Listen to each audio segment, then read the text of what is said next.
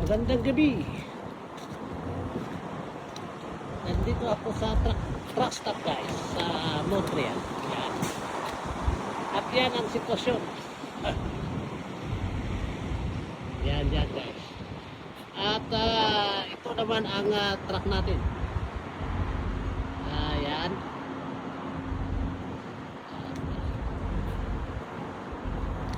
Grabe ang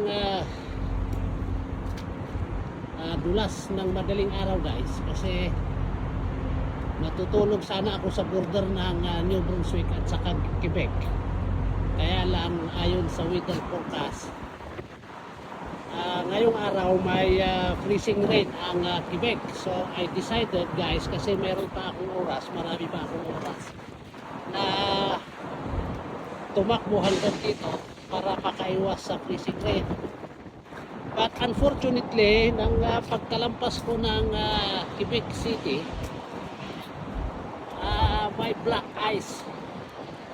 So, yung kasunod kong truck guys ay natulas. At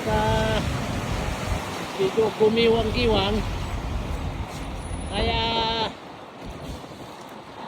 nagdahan-dahan ako at nag-decide na akong mag-stay dito sa Montreal.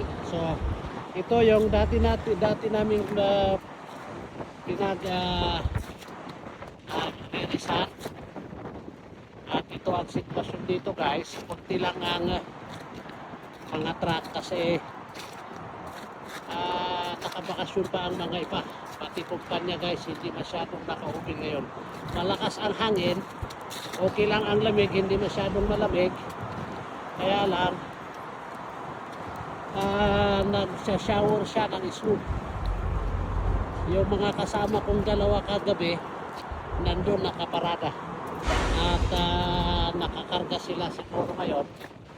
Kakarga sana ako kanina, kaya lang ang appointment ko bukas pa ng umaga guys. So mahirap namang pupunta na maaga, baka pagagalitan tayo.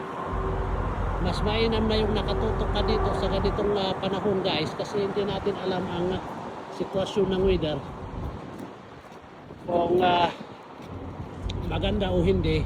Lalong lalo na ang trailer ko ay walang laman yan guys. So yan ang update natin guys. At bukas maaga tayo, hopefully maaga tayo makargaan bukas para makakarga tayo ng maaga at makabalik sa New Brunswick. Kung maganda ang panahon, sa Wednesday madidiskarga tayo, pero kung hindi naman, next year na ang unloading. Hindi naman rush ang pangarga. Yan ang maganda dito sa kumpanya. But mas maganda kasi maka-unload ka. So yan guys, magandang hapon, magandang gabi. Boom, tara tara.